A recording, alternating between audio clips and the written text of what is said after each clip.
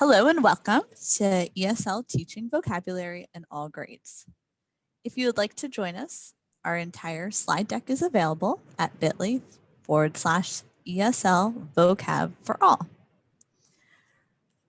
My name is Kristen Adams and I'm a staff development facilitator at the Carbon-Lehigh Intermediate Unit. And along with us today is Kathy. Hi everyone, I'm Kathy Schick. I'm also a staff facilitator and former ESL teacher. Today, our goal is to give you a brief overview of some of the best practices to increase student vocabulary. We know that there are a lot of vocabulary activities that you might already do in your classroom, and we hope that some of them you see today and you continue to use best practices when teaching students vocabulary. Vocabulary is the glue that holds our stories, ideas, and content together, and it helps make learning comprehensible and accessible for all students. Our ESL students in particular need added support when it comes to vocabulary. They might come with a deficit for their understanding of different types of language. So our goal as a teacher is to make sure that they have exposure to vocabulary when they're reading, writing, listening, and speaking, so that we can address all the domains for our ESL students. Yeah, and in talking about vocabulary in education, we use a three-tier system. And you can see this on your screen. Tier 1, and this will help you plan your vocabulary instruction. So Tier 1, when you think about the vocabulary that is everyday speech, usually it's the largest amount of vocabulary we have. And usually this does not need a lot of instruction. Even with our English learners, they can make a word-for-word translation. These are words that are just used every day. And again, we don't do a lot of explicit teaching with these words. When we move to Tier 2 academic language, we call this. These are the words that cross curriculum, and they are words that are often abstract. These words need to be learned by all learners, not just our English learners. This is the language that gives us, this is the language more or less of adulthood that gives us in the workplace, it gives us access to communication in the adult and the workplace world. So these are words like candid, tranquil, consequence. This is also the language that often shuts kids out of answering test questions correctly. So if you as the teacher are creating assessments that do not include academic language, that's grade level appropriate, and then they go and take a standardized test that does have academic language in it, they may know the answer to the test, but they can't decipher what the question is because of some of the language. So that's important to know, that the academic language, all teachers should be teaching at all times. And then Tier 3 are fewest amount of words. These are very domain specific words, or if you're in the workplace, they're your technical language of your particular job. And that, for example, our career and tech ed teachers, they're masters at teaching domain specific language. So those are things that you would, again, teach very clearly and based on the content that you're teaching it in. And so there's a link here to an academic word list. That's the number 2 tier. And the point of sharing these 3 tiers with you is be familiar with this a little bit. And as you're planning your vocabulary instruction, you might be looking for, oh, you know what, that's an academic language word that probably needs to be reviewed or taught. And the same with Tier 3. And then continuing, Kristen. Oh, sorry, go ahead. Yep. So like Kathy said, if you would like access to the academic word list, it's linked here for you. You could just click on that and it will take you. Yeah, and you can do a simple Google search. There's a lot of different academic word lists out there. And continuing, just briefly talking about planning for vocabulary instruction. This is so, so important that when you're lesson planning, you are pulling out the Tier 2 and 3 vocabulary and deciding what kind of teaching does that word require. Should I just implicitly teach it, you know, on the fly? It's unplanned. I'm just going to make a teachable moment out of that word and keep moving on. Or is this a word that has the importance or is maybe very new to the students that I need to stop and explicitly teach this word, whether I'm a math teacher, social studies teacher, whatever content I'm teaching, these particular words, I need to plan some systematic, how am I going to teach these words for this lesson? There's two great videos linked here. One is an 8th grade video and one is a 6th grade, 8th grade math, 6th grade ELA. These are by Anita Archer. She does excellent work in vocabulary instruction, and she'll show you some an example of explicitly teaching vocabulary where the kids are reciting the word, chanting the word, and that kind of thing. We're going to get right into our vocabulary best practices, and getting started, we have the list group label. When you have a new vocabulary word in your class, it's very critical that you connect that word and that content to other things the students already know. So if you're going to start with a simple lesson structure of what do you know about spiders? You could ask the students to write down anything they know about spiders and then take those words and start to categorize them and do a list group label. Maybe you want to start with a specific spot about spiders and talk about body features. What words could you use to describe the body of a spider? And then you could work backwards and you could categorize those words as well. There's many different ways to create groups and labels for students. Think about your content area, and I want you to think about the words that your students must need in order to access the curriculum and start to focus on some of those words. Another way to do that is through having a word of the day. There's many ways to do a word of the day. You could start with the word and do a synonym and antonym and have the students write it in a sentence.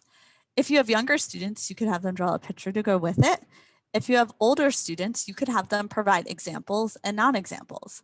The most important part is that you're taking time to select the critical vocabulary in your content area that students need to make the curriculum comprehensible. On readingworks.org, it's a free website that you can check out. They have a great example of the meaning mapping. And if you click on the link in the slide deck, it will take you right there. And it's a 5-day plan. And the way that this lesson works is you select vocabulary that is important for your students to use. And you start with a word. So they started to use the word pollute.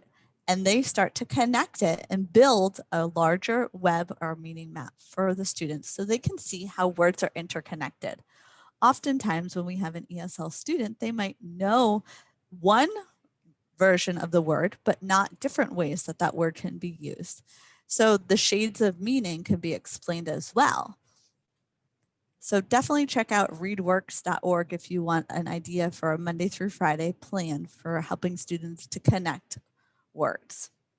The Freyer model has been around for a long time. You might already use it in your classroom, and that's another great way to show not only the term, but definition, characteristics, examples, and non-examples.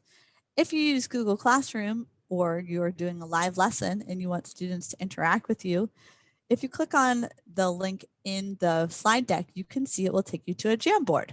Feel free to copy that Jamboard and use that with your classroom, and you can all jam and work together on understanding the new term and concept that you're addressing. Another way to help your students make meaning is by having a specific structure in your room that you follow each week. Maybe if you're using an example like this, on Monday you start to label. On Tuesday, you categorize those words. On Wednesday, you create a close, and a close is a sentence that you write and you take out specific words and leave them blank so that students can fill in those blanks. On Thursday, you have a new sentence, and on Friday, you could put all those sentences together to make a paragraph. The most important thing is that we're giving students structure and ways to make words that they might not understand concrete and comprehensible. So if you're using the picture word inductive model, you're taking the students through a specific process each week when you start to introduce and understand words. As you can see, another thing that helps make the curriculum comprehensible is by using pictures, having students have access to what it looks like so that they can experience it. And now with having internet and online classes, you could show them pictures from all over the world. So make sure you make those connections for your students. This is a technique called KIM, and it stands for Key, Idea, Information, and Memory Clue. When you're using a memory clue or any of this information, you could just have them, as you see on the left-hand corner, put in their journal or in their interactive notebook or whatever you design that you have your students take note to review, and have them write KIM and get them into the process of doing this. So if they start with the word drought, the next thing they need to do is define what is a drought. And then, as you can see in that cute little memory clue, the person says, help, that plant looks like it needs some water, as you can see. So that must be an example of a drought. This is a quick, easy way to get started with your words and help students to not only learn the definitions, but make it real and concrete with using pictures. And I'm going to jump in with a few quick hitters here. If you have Spanish-speaking students, there are so many cognates, and a cognate is really a bridge from Spanish to English, in that these are words that are so similar in Spanish and English. They may be even spelled exactly the same with different pronunciation between the two languages, or they're spelled so similarly that it's obvious what the word is in English and in Spanish.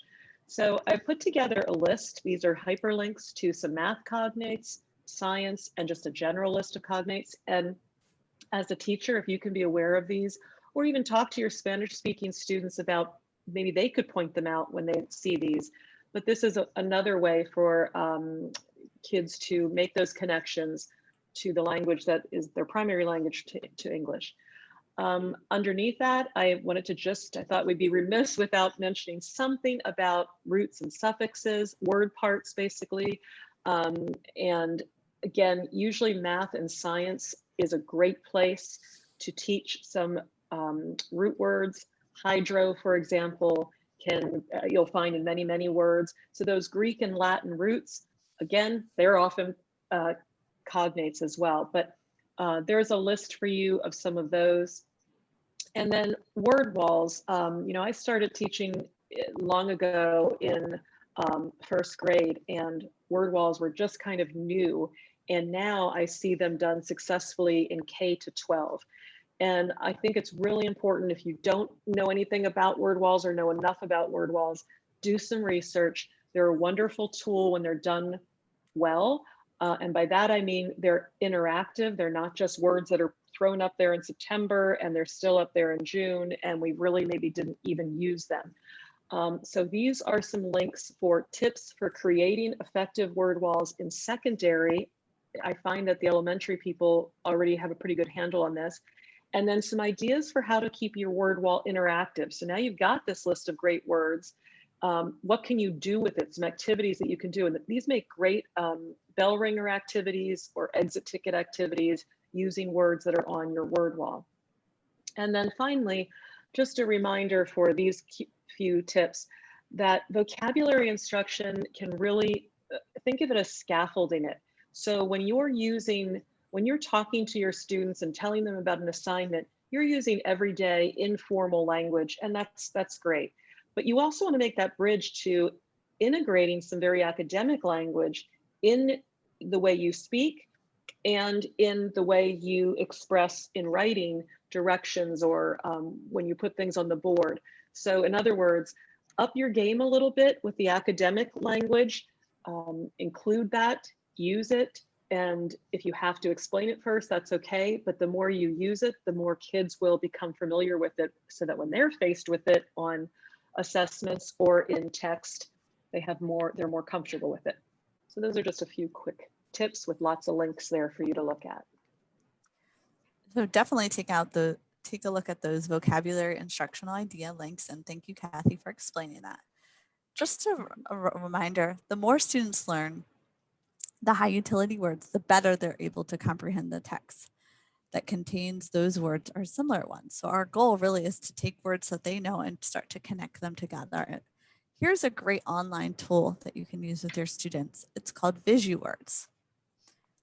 If you click on the computer, it will take you there. And once you're there, you can start to explore. Students can type in the word. So let's say you're using the word measure. And when you click the word measure, you'll start to see, wow, when you're asking a student to measure, there's a variety of things that you're asking them to do. Some nouns, some verbs, some adjectives. So if they hover over measure, so let's say we even went here. It has certain dimensions.